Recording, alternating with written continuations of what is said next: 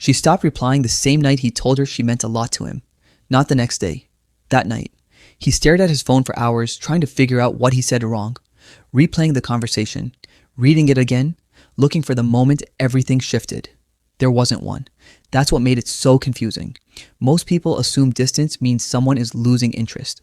And sometimes that's true, but there's another version of this, one that almost nobody talks about, where the distance shows up because the feelings got too real, not in spite of caring, because of it. And if you've ever been on either side of that, you already know how quietly devastating it can be. Picture someone on a first date that goes unexpectedly well, like really well, the kind where 2 hours feel like 20 minutes and neither person wants it to end. They go home buzzing, hopeful, and then, somewhere between that night and the next morning, something flips. The texts slow down, the enthusiasm fades, they start picking apart reasons it probably won't work. Nothing bad happened, nothing went wrong, but something in them got scared. Here's what that fear actually feels like from the inside. It's not dramatic, it doesn't announce itself, it feels more like a quiet urgency to create some breathing room, to not need this too much, to not let it matter quite so fully. Because the moment something starts to matter, really matter, it becomes something you can lose. And for a lot of people, that thought is unbearable before it's even conscious.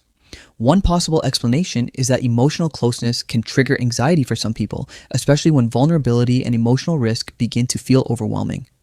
The brain, trying to protect them, may start scanning for risk as the emotional stakes rise.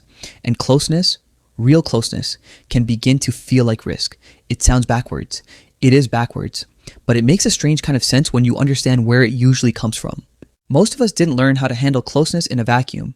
We learned it young, in homes where love was steady or where it wasn't, where connection was safe or where it came and went without warning, where showing how much you cared got you held or got you hurt. Those early experiences don't stay in childhood. They travel. They show up decades later in the way someone responds to a vulnerable text, in the way they suddenly need space after a weekend that felt too good, in the way they joke when they should be honest or go quiet when they want to say something real.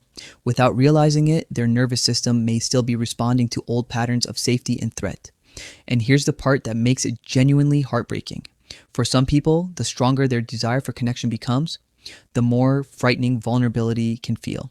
It can be because they value their relationship so intensely that the possibility of losing it feels like too much to hold. So they create distance before that loss can find them. It's not manipulation, it's not a game, it's a person trying to manage something they haven't found a name for yet. Think about what that looks like from the outside though. Someone who was warm suddenly feels cold. Someone who initiated now seems unavailable. You find yourself second guessing every interaction, wondering if you imagined the connection that felt so real just days ago. You didn't imagine it, but something else is happening, something quiet, happening entirely inside them, that has almost nothing to do with you. That last part is the hardest one to actually believe. Because when someone pulls away, the natural human instinct is to look inward. What did I do? What changed? Was I too much? Too fast? Too honest? But often, more often than most people realize, the withdrawal isn't a verdict on you. It's a person hitting the limit of what they currently know how to feel, caring more than they're comfortable with, and not knowing what to do with that. Over time, if nothing changes, the pattern tends to repeat. New person, new beginning, same invisible ceiling. The connection gets to a certain depth and then the door quietly closes. Not because they don't want more, but because wanting more is exactly what makes it frightening. Some people spend years in this loop without ever understanding why their relationships seem to stall at the same point every time. There's something almost tender about seeing it clearly, though. Not excusing the behavior, distance still hurts the people on the receiving end, and that's real. But understanding that what looks like coldness is often just fear wearing the wrong face. That what feels like rejection might actually be someone quietly overwhelmed by how much they feel. That doesn't fix anything overnight, but it changes the question you ask. Instead of, why don't they care? Maybe it becomes, what are they afraid of losing? Think about someone you know who runs when things get real.